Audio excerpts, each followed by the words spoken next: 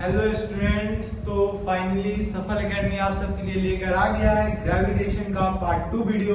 तो अगर आपने पार्ट 1 वीडियो अभी तक नहीं देखा है तो सबसे पहले डिस्क्रिप्शन में जाएं और जाकर पार्ट 1 वीडियो देखें। तो स्टूडेंट्स, आज की इस वीडियो में मैं आप सबको बता दूं कि जिस टॉपिक को हमने पार्ट 1 में छोड़ा था, ठीक उसी टॉपिक के बाद से हम पार्ट 2 वीडियो में आपके लिए लेकर आ गए हैं। जिस टॉपिक के बारे में बात करेंगे जैसे कि gravity, acceleration due to gravity, gravitational force and gravitational field. ये 4 टॉपिक ऐसे हैं स्टूडेंट्स जिसके बारे में हम बात करने वाले हैं इस वीडियो में।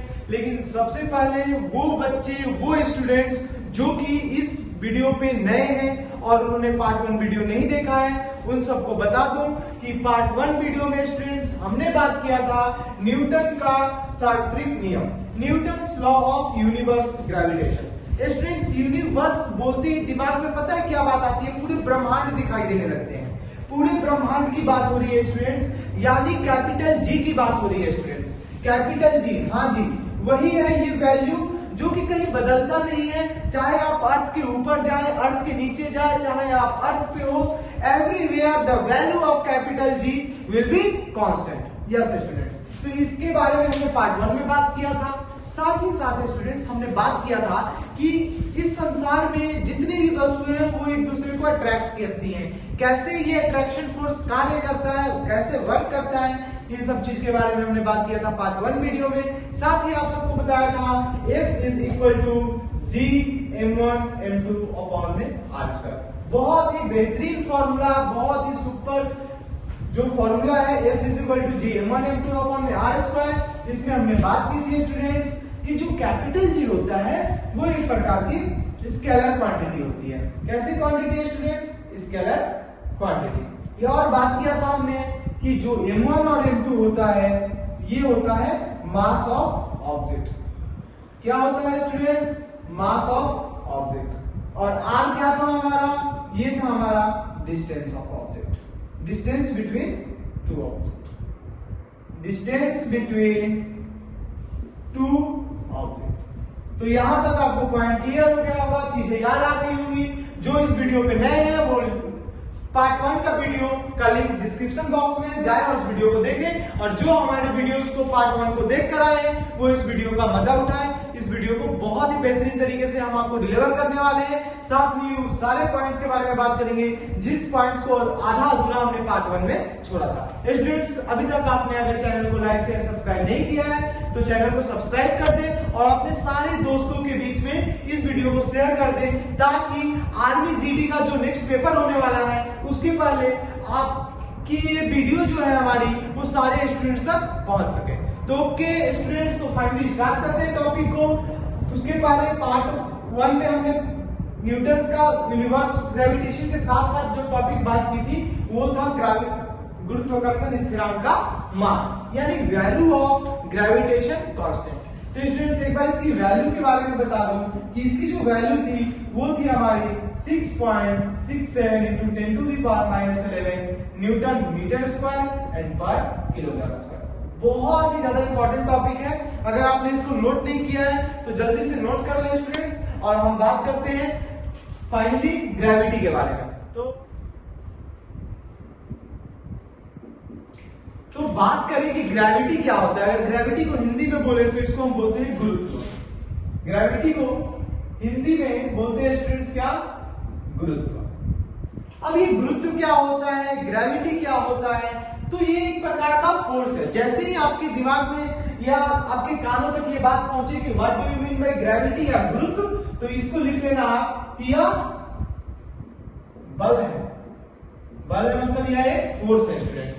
बोलोगे सर आपने ग्रेविटेशन फोर्स के बारे में बताया था कि जो खगोलीय पिंड होते हैं उनके बीच में जो फोर्स लगता है उसको ग्रेविटेशन फोर्स कहते हैं, जैसे कि चंद्रमा, पृथ्वी, इन सब चीजों के बारे में आपने बताया था।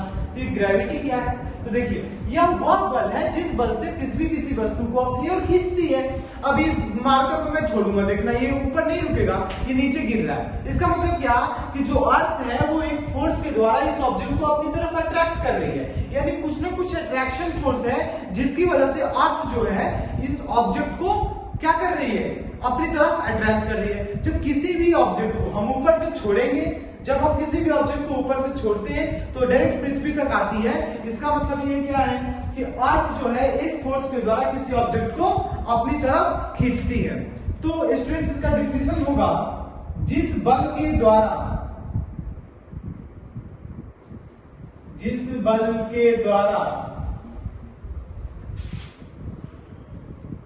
पृथ्वी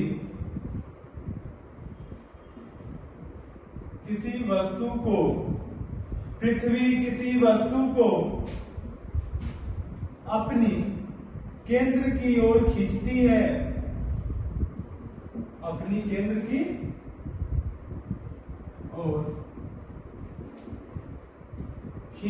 है, उसे गुरुत्व कहते हैं।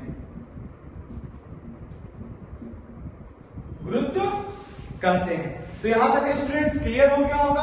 आप इसे गुरुत्व की जगह गुरुत्व बल भी लिख सकते हैं, कि जिसे गुरुत्व बल कहते हैं। तो यहां तक ऑब्जेक्ट बोल रहा हूं, यहां तक स्टूडेंट्स आपको ये क्लियर हो गया होगा कि जिस बल के द्वारा अर्थ किसी भी ऑब्जेक्ट को अपनी ओर खींचती है, अपनी तरफ अट्रैक्ट करती है, उसी फोर्स को हम गुरुत्व बल कहते हैं, ग्रेविटी कहते हैं। फिर आज का स्टूडेंट्स हमारा जो दूसरा टॉपिक है वो बनेगा गुरुत्वीय त्वरण। तो स्टार्ट करते हैं बिना देरी किए, क्योंकि बेसिक से टॉपिक है, आपको इजीली मार्क्स देकर चले जाएंगे। हाँ, इसमें से जो इंपॉर्टेंट क्वेश्चन है गुरुत्वीय त्वरण से आ जाता है। हमेशा पेपर आर्मी जीडी की बात करें तो हर एक बार ये क्वेश्चन पूछा जाता है कि गुरुत्वीय त्वरण की वैल्यू मैक्सिमम मिनिमम कहाँ होती है, तो इस पे हम बात करेंगे। साथ ही साथ क्वेश्चन ये भी आता है कि जब किसी ऑब्जेक्ट को हम ऊपर से फेंकते हैं तो गुरुत्वीय त्वरण की वैल्यू पॉजिटिव होती है, नेगेटिव होती है, कैसे क्वेश्चन उनके दिमाग में बहुत तरह की चीजें दिमाग में आ रही होंगी आपके, बिल्कुल टेंशन लेने की जरूरत नहीं है स्टूडेंट्स। वो सारे क्वेश्चंस पे हम बात करेंगे, आपको क्वेश्चंस में दिखाऊंगा जो आर्मी जीडी में पूछा जा चुका क्वेश्चन, जो कि पूछा हुआ क्वेश्चन है, उसको मैं आपको दिखाऊंगा और आप आंसर बताओगे। आप एक सेकंड नहीं लगेगा, आप आंसर बताओगे। बस टॉपिक स्टार्ट करते हैं गुरुत्वीय त्वरण। स्टूडेंट्स अगर गुरुत्वीय त्वरण की बात करें तो इसको हम बोलते हैं acceleration due to gravity, acceleration due to gravity, और हिंदी में हम इसको बोलते हैं गुरुत्वीय त्वरण। हिंदी में स्टूडेंट्स इसको बोलते हैं गुरुत्वीय त्वरण और इंग्लिश में हम इसको बोलते हैं acceleration due to gravity. Sir क्या है एक्सेलरेशन ड्यू टू ग्रेविटी? जहां पे आया gravity, that means what? Gravity is a force. Gravity एक फोर्स है जो किसी भी ऑब्जेक्ट को अर्थ अपनी सेंटर की ओर अट्रैक्ट करता है। स्टूडेंट आराम से चलते हैं, कमेंट बॉक्स में इसका डेफिनेशन आप लोग एक बार जरूर लिखिएगा कि ग्रेविटी वो फोर्स है जिसके द्वारा अर्थ किसी भी ऑब्जेक्ट को अपनी ओर खींचती है। सर एक्सेलरेशन में तो हमने पढ़ा था चेंज इन वेलोसिटी, बिल्कुल वेग में परिवर्तन होता है with respect to time. Same चीजें यहाँ पे भी होंगी, लेकिन ये जो वेग में परिवर्तन होगा ये किसके कारण होगा स्टूडेंट्स? तो ग्रेविटी के कारण। इसलिए इसको बोलते हैं एक्सेलरेशन ड्यू टू ग्रेविटी, यानी जब किसी फोर्स के द्वारा, कौन सा फोर्स? ग्रेविटी, ग्रेविटी के द्वारा किसी ऑब्जेक्ट जो होंगी एक्सेलरेट होंगी तो उसे हम बोलते हैं एक्सेलरेशन ड्यू टू ग्रेविटी। ये मार्कर मैंने यहाँ पे रखा है, इसको जैसे ही छोड़ूंगा स्टूडेंट्स ध्यान देना, जैसे ही छोड़ूंगा ये मार्कर जो होगा अपने वेग में क्या करेगा? परिवर्तन करेगा। तो गुरुत्व बल के कारण, इसका डेफिनेशन पहले लिखता हूं उसके बाद आगे इसको समझाने की कोशिश करूंगा आप लोगों को एक बार फिर। गुरुत्व बल के कारण, गुरुत्व बल के कारण मतलब कि वो बल जिसके कारण किसी भी ऑब्जेक्ट को हम अर्थ की तरफ, हम नहीं अर्थ जो है अपनी ओर खींचती है। तो गुरुत्व बल के कारण किसी स्वतंत्रता पूर्वक गिरती हुई वस्तु में, किसी स्वतंत्रता पूर्वक गिरती हुई वस्तु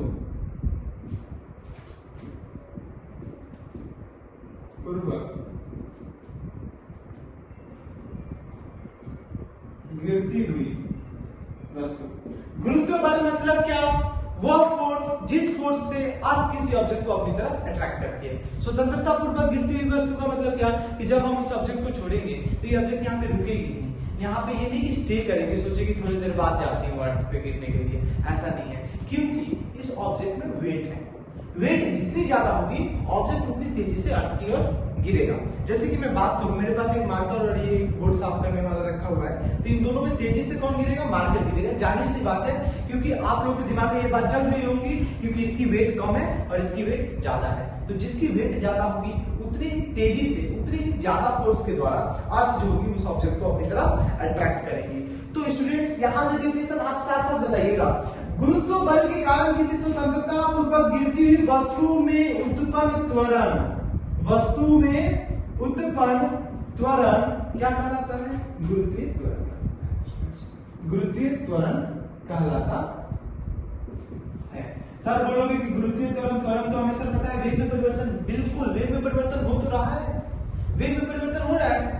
क्यों हो रहा है? जैसे एक बॉल है मेरे पास, एक बॉल रखा है, टेनिस बॉल है, मैं उसको थ्रो कर रहा हूं, फोर्स कौन लगा रहा है? मसल्स लगा रहा है ना मेरा। जैसे कि मैं एक टेनिस बॉल को थ्रो करता हूं स्टूडेंट्स, तो मेरे मसल्स के द्वारा फोर्स लगाया जा रहा है, और उस मसल्स के द्वारा फोर्स लग रहा है, और मैं जो बॉल है, टेनिस बॉल है, उसकी वेलोसिटी को चेंज कर दे रहा हूं। हो सकता है साइकिल आ रही है, अगर मैं फोर्स लगाऊं तो उसको रोक सकता हूं। तो change in velocity with respect to time is known as acceleration. SI unit के बारे में बात किया था, लेकिन सर यहाँ चेंज इन वेलोसिटी यानी एक्सेलरेशन क्यों हो रहा है? तो सर ये एक्सेलरेशन हो रहा है ग्रेविटी के कारण। अब जब एक्सेलरेशन ग्रेविटी के कारण होगा तो एक्सेलरेशन ड्यू टू ग्रेविटी होगी। इसको अपने दिमाग में बैठा लेना है। अब इसे गुरुत्वीय त्वरण तो सर ठीक है, क्लियर हो गया कि सर आप बोल रहे हो कोई ऑब्जेक्ट को हम नीचे फेंक देंगे, किसी भी ऑब्जेक्ट को नीचे फेंक देंगे, अर्थ उसे अपनी तरफ खींचेगी। जो फोर्स से खींचेगी सर, जिस फोर्स के थ्रू अर्थ होगी किसी ऑब्जेक्ट को अट्रैक्ट कर रही है, सर उसे हम गुरुत्वीय त्वरण नहीं बोलेंगे ना, नहीं बोलेंगे, उसे हम गुरुत्व बल बोलेंगे। लेकिन ऑब्जेक्ट में जो वेलोसिटी चेंज होगी, यानी ऑब्जेक्ट के अंदर, इस मार्कर के अंदर जो एक्सेलरेशन आएगा, उसे हम बोलते हैं एक्सेलरेशन ड्यू टू ग्रेविटी। क्योंकि ये एक्सेलरेशन किसकी वजह से आ रहा है सर? ग्रेविटी की वजह से आ रहा है। चलिए, इसे हम किससे डिनोट करते हैं? इसे स्मॉल जी से सूचित करते हैं, यानी इसे स्मॉल जी के द्वारा दिखाया जाता है, सूचित करते हैं। यानी इसका सिंबल क्या होता है? स्मॉल जी होता है। सर आपने बताया था कि गुरुत्वाकर्षण का जो स्थिरांक था, यानी गुरुत्वाकर्षण जो यहाँ ग्रेविटी था, वहां ग्रेविटेशन था कैपिटल जी। तो कैपिटल जी के द्वारा हम दिखाते थे किसको? ग्रेविटेशनल कांस्टेंट को। स्मॉल जी के द्वारा किसको दिखाते हैं? एक्सेलरेशन ड्यू टू ग्रेविटी को। बहुत ही बेहतरीन चीजें हैं दोनों। क्वेश्चन आ सकता है इसमें से कि निम्नलिखित में से किसे गुरुत्वाकर्षण का सार्वत्रिक नियतांक माना जाता है? तो कैपिटल जी होगा, क्योंकि ये बदलता नहीं है। लेकिन ये जो है आपकी वैल्यू बदल जाती है। इसकी वैल्यू होती है 9.8 मीटर पर सेकंड स्क्वायर।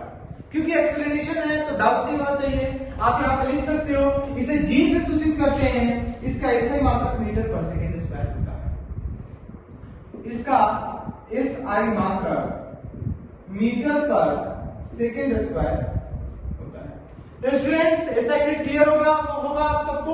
अब हम बात करें कि जी स्मॉल जी की जो वैल्यूज होती है, मैक्सिमम कहां होती है, मिनिमम कहां होती है। ये मोस्ट इंपॉर्टेंट क्वेश्चन है फॉर आर्मी जीडी। इसको जो है अपने पेन के द्वारा स्टार लगा लो, जितनी ज्यादा है, रंग बिरंगे पेन जितने भी है उसको पूरे बॉक्स में राउंड करो और उसको लिख लेना स्टूडेंट्स। देखिएगा क्वेश्चन क्या आता है, यहाँ पे ध्यान दीजिएगा बोर्ड पे, थोड़ा सा ध्यान दीजिएगा प्यारे से स्टूडेंट्स में। यहाँ स्मॉल जी का मान, जो स्मॉल जी मतलब एक्सेलरेशन ड्यू टू ग्रेविटी, दिमाग में रखना है कि सर जब ऑब्जेक्ट को नीचे थ्रो करोगे तो उस ऑब्जेक्ट में एक्सेलरेशन आएगा। सर क्यों आएगा सर? क्योंकि ग्रेविटी है, क्योंकि एक फोर्स है, एक फोर्स है अर्थ के पास जो अपनी तरफ किसी भी ऑब्जेक्ट को अट्रैक्ट करती है, वही ग्रेविटी है। तो ये जो ग्रेविटी है इसकी वैल्यू अधिकतम कहां पे होती है? जी का मान अधिकतम होता है। ऐसे क्वेश्चंस कई बार आर्मी जीडी में पूछे जा चुके हैं स्टूडेंट्स। आप लोग प्रीवियस ईयर का पेपर लगाओगे, आपको हर एक मॉडल पेपर की मैं बात करूं तो 2 दिन छोड़कर आपको ये क्वेश्चन मिलेंगे। अगर ग्रेविटेशन से कोई क्वेश्चन आता है, अपने ये दिमाग में बैठा लीजिए कि अगर ग्रेविटेशन में कोई क्वेश्चन अपनी जो सीट है अगर रिजर्व करता है पेपर में आने के लिए, तो वो ये क्वेश्चन है। स्मॉल जी का मान अधिकतम होता है। और यही नहीं, प्रीवियस बार जो अभी पेपर हुए थे 3-4 महीने पहले जो पेपर हुए थे इंडियन नेवी कोस्ट गार्ड के, उसमें ये क्वेश्चन पूछा जा चुका है। और यही नहीं, 2 क्वेश्चन इस पे आए थे कि स्मॉल जी का मान मैक्सिमम कहां होता है और मिनिमम क्या होता है। दोनों के दोनों क्वेश्चन जो थे इंडियन नेवी कोस्ट गार्ड के पेपर में पूछे जा चुके थे। जी का मान अधिकतम होता है। ऑप्शन मिलेगा आपको ध्रुव पर, ऑप्शन बी विश्वरेखा, ऑप्शन सी आप मान लो चलो बोथ मिल जाए, या option D N O T, none of this. समझ जाइएगा आप इसे, एनओटी नॉन ऑफ दिस, इनमें से कोई नहीं। तो जी का मान अधिकतम कहां होता है आपका स्टूडेंट्स? तो पोल पे। यानी value of small ji is maximum at poles. English medium वाले एक बार फिर से रिपीट करता हूं, एक बार फिर से आप इसको नोट डाउन कीजिएगा। The value of small G, not capital G, the value of small ji is maximum at poles. दूसरा क्वेश्चन आपको कैसे बन के आता है स्टूडेंट्स, सेम है इसी का जुड़वा भाई, सेम क्वेश्चन जो इसी का पिछड़ा हुआ भाई है, स्मॉल जी का मान न्यूनतम होता है, स्मॉल जी का मान न्यूनतम होता है। इंग्लिश वाले नोट डाउन कीजिएगा, value of small ji is minimum, the value of small ji is minimum. And option number ये है स्टूडेंट्स आपका, ग्रुप में कमेंट बॉक्स में लिख के जल्दी से मेरे को आंसर बता दो स्टूडेंट्स, क्योंकि इसका आंसर आप सबको पता होगा और पता लग गया होगा कि इसका आंसर क्या हो सकता है, विषुवत रेखा पर। ऑप्शन सी मैं बोल दे देता हूं आप लोगों को, option D N O T, none of this. Student the value of small ji is minimum at विषुवत रेखा। इसको बोलेंगे इंग्लिश में तो क्या बोलेंगे, इक्वेटर। क्या बोलेंगे स्टूडेंट्स, इक्वेटर। स्टार लगा लीजिए इस क्वेश्चन को, क्योंकि बहुत ही बेहतरीन क्वेश्चन है। इसी से पिछले दो क्वेश्चन और आपको बताऊंगा स्टूडेंट्स। बिल्कुल अगर चैनल को लाइक शेयर सब्सक्राइब नहीं किया है तो जल्दी से चैनल को सब्सक्राइब कर दें, और तमाम जितने भी आपके दोस्त हैं जो कि आर्मी की तैयारी कर रहे हैं, स्पेशल आर्मी की किसी भी ग्रुप की तैयारी कर रहे हैं, उन सारे स्टूडेंट्स के बीच में स्टूडेंट्स एक बार जल्दी से इन वीडियो को शेयर कर दीजिए, ताकि ये सारे क्वेश्चंस उन तमाम फौजी भाइयों तक पहुंच सके, उन तमाम सारे जितने भी स्टूडेंट्स हैं उन सब तक पहुंच सके, और वो अपने प्रिपरेशन को और बेहतर बना सके विद सफल एकेडमी के साथ। सफल एकेडमी स्टूडेंट्स जो है आप लोगों को ये सारी वीडियोस जो है अपनी इतने मेहनत के साथ प्रोवाइड कर रही है, तो आप स्टूडेंट थोड़ा सा इसको सपोर्ट कीजिए स्टूडेंट्स जल्दी से। स्टूडेंट्स क्वेश्चन ध्यान दीजिएगा कि जब ऊपर से नीचे गिरती हुई वस्तु के लिए, ऊपर से नीचे गिरती हुई वस्तु के लिए, ये बहुत इंपॉर्टेंट क्वेश्चन है स्टूडेंट्स, ऊपर से नीचे गिरती हुई वस्तु के लिए, गिरती हुई वस्तु के लिए, वस्तु के लिए स्मॉल जी का मान होता है। दिमाग में आ गया होगा आप लोगों को ये बात कि स्मॉल जी की वैल्यू तो 9.8 होती है। देखिए कैसे क्वेश्चन फंसाएगा आपको, 9.8 मीटर पर सेकेंड स्क्वायर, दूसरा है माइनस का 9.8 metre per second square, option सी आ जाएगा 10 metre per second square, option D आ जाएगा माइनस का 10 metre per second square. Student जब ऊपर से ऑब्जेक्ट नीचे की तरफ गिरेगी, स्मॉल वैल्यू जो वैल्यू ऑफ स्मॉल जी होता है वो होता है 9.8 मीटर पर सेकेंड स्क्वायर। लेकिन आप सोचकर बताना कि जब मैं ऊपर से ऑब्जेक्ट को गिराऊंगा तो तेजी से गिरेगी या धीरे धीरे गिरेगा। जब हम स्टूडेंट्स वेट के अकॉर्डिंग, ये तो वेट पे डिपेंड करता है, ये तो आपके दिमाग में आ रहा होगा सर ये कैसे हम बता सकते हैं कि जल्दी गिरेगा या तेजी से गिर जाएगा, ये तो सब उसके वेट पे डिपेंड करता है। लेकिन आप बताइए कि अगर मैं बात करूं कि किसी ऑब्जेक्ट को मैं ऊपर से नीचे थ्रो कर रहा हूं और किसी ऑब्जेक्ट को नीचे से थ्रो कर रहा हूं, कौन सी ऑब्जेक्ट तेजी से चलेगी, तो वो होगा ऊपर से नीचे गिरती हुई वस्तु के लिए। उस समय जो स्मॉल जी की वैल्यू हो जाएगी स्टूडेंट्स आपका प्लस होगा। यानी एक चीज यहां से पता चल रहा है कि जैसे जैसे हम ऊपर से नीचे आएंगे स्मॉल जी की वैल्यू जो होगी वो इंक्रीज करती जाएगी। और इसी का सेकंड फ्रेम क्वेश्चन करता है कि नीचे से ऊपर जाती हुई वस्तु के लिए। यहां स्टूडेंट 4 क्वेश्चन आप लोगों को मिल चुका है, चारों को आप स्टार लगाकर एक बॉक्स में इसे राउंड कर लीजिएगा। क्योंकि देखिए स्टूडेंट अगर आप इस वीडियो को देख रहे हैं तो आपको अपनी नोटबुक और पेन अपने साथ लेकर बैठना पड़ेगा और साथ ही आपको नोट्स बनाने पड़ेंगे। क्योंकि स्टूडेंट्स अगर आप नोट्स नहीं बनाइएगा तो आप अपनी प्रिपरेशन को और अच्छे से बहुत बेहतर तरीके तक नहीं लेकर जाइएगा। स्टूडेंट्स कंपटीशन बहुत ज्यादा है, अगर आपको चाहिए पूरी ताबड़तोड़ तैयारी करनी है तो नोट्स जरूर बनाइएगा। और साथ में इन 4 क्वेश्चन को आप स्टार लगाकर एक जगह रख लीजिएगा, ताकि जब भी आप इस चैप्टर को पढ़ें, जब भी आप इन चैप्टर को रिवीजन कर रहे हैं तो इस 4 क्वेश्चन पर आपका ध्यान ज्यादा जाए। ये टॉपिक्स हैं, कभी तो ये नहीं पूछेगा पेपर में कि ग्रेविटी किसे कहते हैं, एक्सप्लेन करो इसका ऐसा यूनिट लिखिए। क्योंकि हम बोर्ड एग्जाम्स नहीं दे रहे हैं, हमें यहाँ पे कंपटीशन का एग्जाम देना है, हमें यहाँ पे अपनी एग्जाम क्रैक करनी है। तो उसकी स्ट्रेटजी जो है उसे आप बेहतर बनाने के लिए आप लोग इसका इस्तेमाल कर सकते हैं, नोट्स बना सकते हैं। चलिए देखिए यहाँ पे नीचे से ऊपर गिरती हुई वस्तु के लिए, नीचे से ऊपर जाती हुई वस्तु के लिए, सॉरी नीचे से ऊपर जाती हुई, नीचे से ऊपर जाती हुई वस्तु के लिए, वस्तु के लिए स्मॉल जी का मान होता है। सेम क्वेश्चन है स्टूडेंट्स, कोई दिक्कत नहीं है, बता दो जल्दी से स्मॉल जी का मान होता है। ऑप्शन ए है 9.8 metre per second square plus का, ऑप्शन बी माइनस का 9.8 metre per second square, option C 10 metre per second square, option D none of this. तो स्टूडेंट जब नीचे से ऊपर जाओगे, यानी जब नीचे से जैसे जैसे आप पृथ्वी की सतह से ऊपर जाओगे, स्मॉल जी की वैल्यू डिक्रीज करेगी और स्मॉल वैल्यू जो होगी, जो स्मॉल जी होगा जो कि आपका 9.8 होता है, वो डिक्रीज करेगा। यानी हमारा ऑप्शन नंबर बी, और इसे आप कमेंट बॉक्स में एक बार लिख दे, एक बार फिर से आप इसे कमेंट बॉक्स में लिख दे कि इसका ऑप्शन बी होगा। स्टूडेंट्स आप चैनल को लाइक शेयर सब्सक्राइब जरूर करें। ठीक है स्टूडेंट्स, तो 4 क्वेश्चन मिला सर कि value of small ji is maximum at poles, the value of small ji is minimum at equator. Small g की वैल्यू जब ऊपर से नीचे आती है तो इंक्रीज करती है, नीचे से ऊपर जाती है वस्तु के लिए डिक्रीज करती है। क्लियर है स्टूडेंट्स? अगर बात करें कि हम हिंदी वालों के लिए, तो छोटी जी की जो वैल्यू होती है जिसे हम गुरुत्वीय त्वरण कहते हैं, हिंदी वालों के लिए रिपीट कर देता हूं स्टूडेंट्स, जो गुरुत्वीय त्वरण होती है उसकी वैल्यू मैक्सिमम होती है ध्रुव पर, मिनिमम होती है इक्वेटर यानी विषुवत रेखा पर। जब ऊपर से नीचे गिरती है वस्तु तो पॉजिटिव यानी धनात्मक होती है, जब नीचे से ऊपर जाती है तो ऋणात्मक होती है। क्लियर हो गया होगा स्टूडेंट्स? 2 टॉपिक आप लोगों को, फर्स्ट गुरुत्व और दूसरा गुरुत्वीय त्वरण।